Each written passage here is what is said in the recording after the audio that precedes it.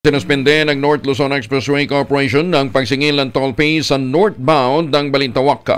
May kawayan segment simula ngayong araw hanggang sa muling buksan ito sa lahat ng lanes. Tugon ito ng NLEX sa panawagan ni Transportation Secretary Vince Dizon na ihinto na muna ang paniningil ng toll fee habang inaayos ang nasirang tulay sa Marilao Interchange para mabawasan din ang kalbaryo ng publiko habang patuloy na inaayos ang tulay.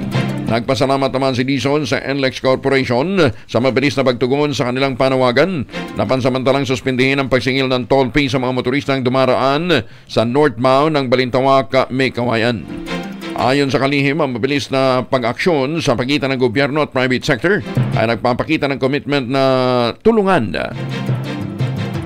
lalong-lalo na para sa kapakinabangan ng mga commuter upang mabawasan ang epekto ng matinding traffic habang sinisikap ding mabuksan ang lahat ng mga lanes sa lalong madaling panahon.